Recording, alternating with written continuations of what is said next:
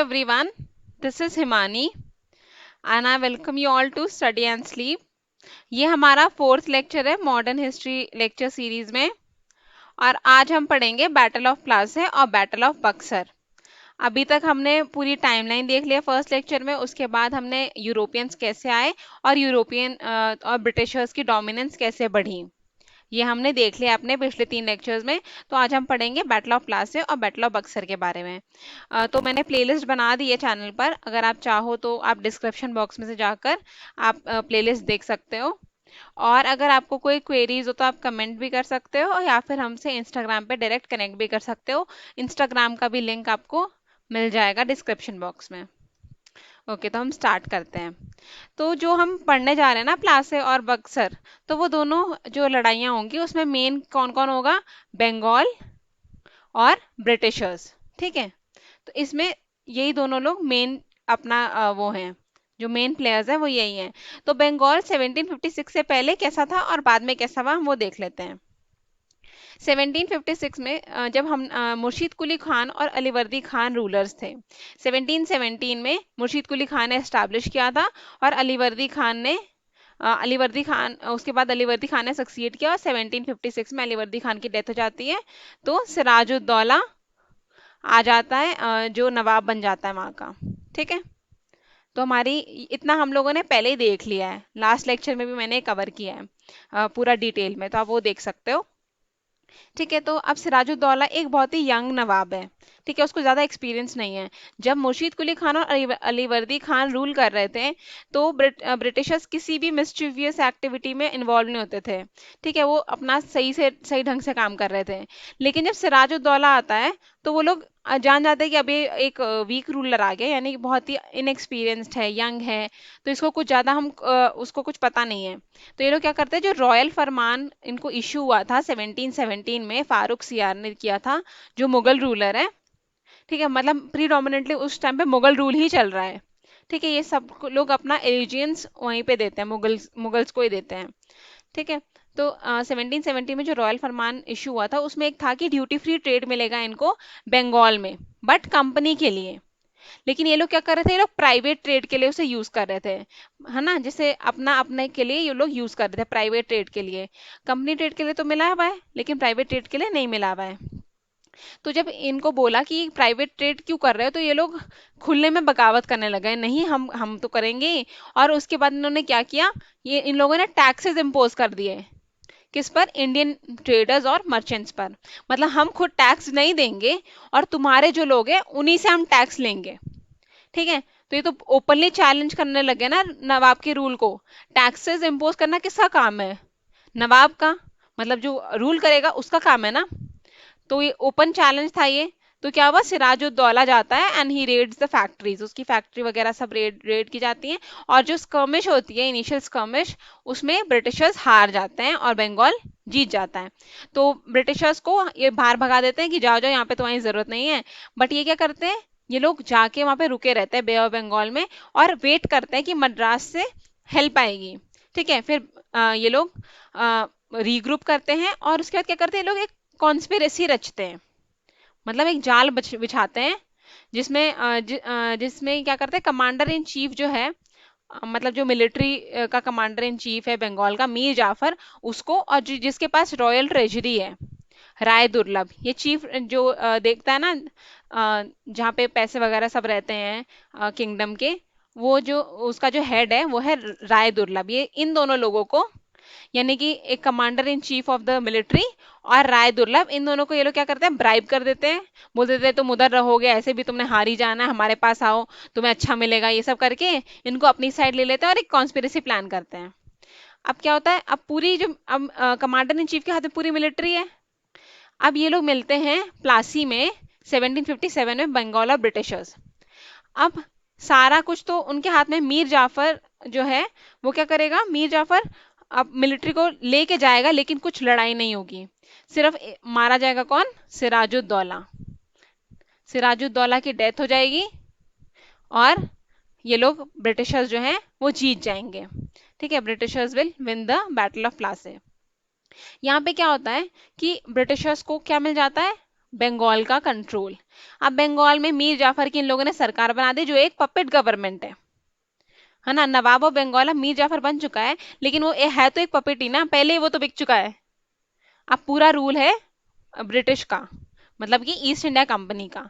अब यहाँ पे क्या होता है ना, एक बहुत ही मेजर चीज नोट करने वाली ये है कि जो ईस्ट इंडिया कंपनी है वो एक कमर्शियल बॉडी थी, पहले वो ट्रेड करने आई थी, बट अब क्या हो गया है, अब British have been establish as a political power. अब वो एक पॉलिटिकल पावर बन चुकी है ब्रिटिशर्स। ठीक है, तो ये हो गया। अब चलता रहता है ये सब, 57 में नवाब बन गया है मीर जाफर, और फिर 1764 तक आते आते अब उसको सक्सीड कर लिया है मीर कासिम ने। ठीक है, और उसको बहुत ही ज्यादा वो घुटन सी लगती है कि यार मैं तो कुछ भी नहीं कर सकता ना। अब तो उसने खुद ही पैर पे कुल्हाड़ी मार ली थी मीर जाफर ने कि जाके चला गया ब्रिटिशर्स के पास। अब तुम्हें रूल थोड़ा ना करने देंगे ब्रिटिशर्स। अब तुम बस एक ऐसे पपेट की तरह बैठे हो, जो वो बोलेंगे वो तुम करोगे, जैसा वो कहेंगे वो तुम करोगे। तो अब मीर कासिम को होने लगी सफोकेशन। वो क्या करता है, वो अवध जाता है, नवाब ऑफ अवध के पास। वो बोलता है देखो भाई हमें तो कुछ करना पड़ेगा, ये ब्रिटिशर्स तो हम पे रूल कर रहे हैं। तो अब शुजाउद्दौला वहां पे नवाब होता है अवध का, तो वो हेल्प करने के लिए मान जाता है। पर वो ऐसा क्यों करता है, जब उसने देखा कि सिराजुद्दौला को इतनी आराम से मार दिया, तो ये क्यों हेल्प करने को तैयार हो जाता है? क्योंकि अवध में भी कुछ जो बॉर्डर एरियाज थे उस पे टैक्स कर रहा था ईआईसी, ईस्ट इंडिया कंपनी। ठीक है, और एक और प्लान था ना नवाब ऑफ अवध के मन में कि जब ये लोग लड़ाई कर लेंगे ब्रिटिशर्स से और ब्रिटिशर हार जाएंगे, तो मीर कासिम तो इसका मानेगा ना कि हाँ इसने मेरी हेल्प की और हमने ब्रिटिशर्स को हरा दिया। तो ये मीर कासिम को हराकर बंगाल को ले लेगा। ठीक है, इसके मन में खुद की चालाकी चल रही है। तो अब ये लोग पहुंच जाते हैं लड़ने के लिए। मीर कासिम यानी कि बंगाल, सुजाउद्दौला यानी कि अवध, और फ्रेंच। सुजाउद्दौला अवध का नवाब है। वो जो हमारा बंगाल का नवाब जो मरा 1757 में प्लासी में, वो सिराज उद्दौला था। ठीक है, सिराज उद्दौला, ये सुजाउद्दौला है। तो बंगाल, अवध और फ्रेंच। फ्रेंच की मैंने बताया ही पहले आपको, ब्रिटिश फ्रेंच हॉस्टिलिटी के बारे में, कहीं पे भी लड़ाई होगी ये आ जाएंगे। ऐसे भी इनको 1760 में बैटल ऑफ बॉन्डी वॉश में ब्रिटिशर्स ने बहुत बुरी तरीके से हराया था। ठीक है, तो अब ये फ्रेंच भी आ गए हैं और ये लोग ब्रिटिशर्स के अगेंस्ट खड़े हो जाते हैं। अब यहाँ पे होता है मिलिट्री कॉन्फ्लिक्ट। बक्सर में बैटल ऑफ बक्सर में बहुत बड़ा मिलिट्री कॉन्फ्लिक्ट होता है, बहुत ही क्लोज फॉट वॉर होती है। मतलब ठीक है, neck to neck competition type का चल रहा था। लेकिन ऐसा प्लासे में नहीं हुआ था, प्लासे में तो लड़ाई नहीं हुई थी। ठीक है, अब ये जो क्लोज कॉन्फ्लिक्ट हुई है इनकी, उसमें ब्रिटिशर्स जो हैं वो जीत जाते हैं। ठीक है, ब्रिटिशर्स जीत गए, मीर कासिम का काम खत्म। अब पूरा का पूरा बंगाल किसके हाथ में है? ब्रिटिशर्स के हाथ में। लेकिन यहाँ पे अवध भी तो है, अवध भी हारा है। Awadh has been subdued, but वो लोग अवध को एनेक्स नहीं करेंगे। अब एनेक्स ना करने का क्या कारण है? उनको एक बफर स्टेट चाहिए था। जो अब्दालीज जो वेस्ट से इन्वेजन कर रहे थे उस टाइम पर, ये देखो 1767 में 1761 में बैटल ऑफ पानीपत हुई है। ठीक है, थर्ड बैटल ऑफ पानीपत, वो किसके खिलाफ हुई थी? अहमद शाह अब्दाली, राइट। तो वो लोग भी इन्वेट कर रहे हैं, बार बार इन्वेजन हो रहा है वेस्ट की तरफ से। मराठास तो किसी के सगे नहीं है, वो भी साउथ से इन्वेट कर रहे हैं। ठीक है, तो इनको क्या चाहिए था कि हम लोग किसी की नजर में भी ना आए, बंगाल पे तो हमारा कंट्रोल हो ही गया है।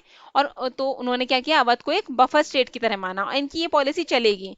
ये लोग जब बाद में थोड़े दिनों बाद अवध अवध को भी एनेक्स कर लेंगे, तो जो पंजाब वाला एरिया है ना वहां को बफर बना लेंगे। इस तरीके से लोग काम करेंगे। ठीक है, तो ये बफर बना के चलते हैं। और ईआईसी जो है ना वो एक ट्रेडिंग कंपनी, वो ट्रेडर्स ट्रेडिंग करने आई थी। उसके पास इतना मैन पावर नहीं है जो कंट्रोल कर सके अवध को डायरेक्टली। अब जैसे सुजाउद्दौला हार चुका है, माननी तो पड़ेगी ना उसको ब्रिटिशर्स की बात, नहीं तो बोल देंगे कि हम तो आ जाएंगे लड़ने, तुम्हारा ले लेंगे किंगडम। तो वो मानेगा तो ब्रिटिशर की बात, मतलब इनडायरेक्ट रूल तो वहां पे ब्रिटिशर्स का ही है, लेकिन डायरेक्ट कंट्रोल नहीं किया है। ठीक है, तो battle of Plassey, battle of Buxar, कौन जीता? ब्रिटिशर्स। हारा कौन? बंगाल। ठीक है, तो ये हमारा एंड रिजल्ट आया। अब हमारा मेन चीज क्या हम देखते हैं, यहाँ पर एक मेन पॉइंट देखते हैं कि डिफरेंस क्या था बैटल ऑफ प्लासी और बैटल ऑफ बक्सर में। बैटल ऑफ प्लासी 1757 में लड़ी गई, 1764 में बक्सर लड़ी गई। तो जो प्लासे है ना वो कैसे जीती गई थी? डिप्लोमेसी, ट्रेचरी, कॉन्स्पिरेसी, प्लानिंग, इस सब से जीती गई थी ना। कोई डायरेक्ट मिलिट्री कॉन्फ्लिक्ट तो हुआ ही नहीं, लड़ाई तो हुई नहीं। इन्होंने कमांडर इन चीफ को अपनी तरफ किया, रॉयल ट्रेजरी को अपनी तरफ किया, और लड़ाई करने की जरूरत ही नहीं पड़ी। राइट, तो ये जीते थे ये लोग कॉन्स्पिरेसी से। लेकिन बक्सर में क्या हुआ था, बक्सर में प्रॉपर मिलिट्री बैटल हुई थी। इन लोगों ने अपनी मिलिट्री पावर के दम पे ये लोग जीते थे। तो बैटल ऑफ प्लासी ने ब्रिटिशर्स को एक पॉलिटिकल पावर की तरह एस्टैब्लिश किया, लेकिन बैटल ऑफ बक्सर ने ब्रिटिशर्स को एक मिलिट्री पावर की तरह वहां पे एस्टैब्लिश किया इंडिया में। ठीक है, तो ये हमारा है एंड इस लेक्चर का।